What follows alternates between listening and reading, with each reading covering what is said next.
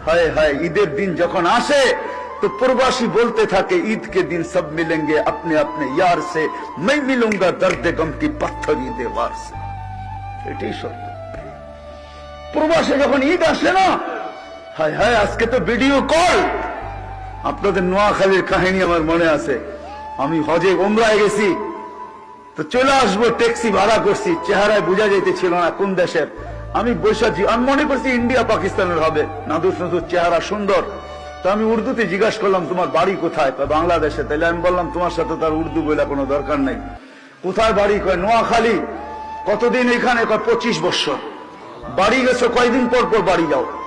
কয় 2 থেকে 3 বছর পর। আমি বললাম মাইনা নিলাম 2 বছর পর, তাহলে 25 বছর আপনি 12 বার বাড়ি গেছেন, ঠিক না? তো বলে হ্যাঁ হুজুর তাই হবে। তো আমি বললাম যে আপনি তো জীবনের কোনো মজাই দেখেন নাই। বছরে 25 বছরে 12 বার বাড়ি গেছেন। 2 মাস থেকে 3 মাস ছিলেন, 36 মাস। 3 বছর আপনি বাড়িতে ছিলেন, 23 বছরই আপনি বাহিরে আছেন। লাইফের তো কোনো মজা আপনি বোঝেন নাই। হয় হয় আমি জানি না আমার কথার ভিতরে যে বিষ মাখানো ছিল। সে হ্যান্ডে গাড়ি চালানো ছেড়া দিয়া সাইড করে চোখের পানি ছেড়া দিছে। হুজুর আপনি বোঝেন, আমার পরিবার পরিজন বোঝে না। আমার মেয়ে আজকে আমাকে ফোন করছে, তার নাকি ক্যালকুলেটর লাগবে, সায়েন্টিফিক ক্যালকুলেটর লাগবে।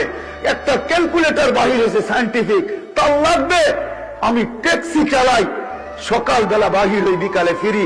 পোশাকটা আমার নিজের হাতে ধুইতে হয়। কখনো আমি এমন ক্লান্ত হই যে ফ্রিজের ওই ঠান্ডা খাবার খাইয়ে ঘুমায়া পড়ি।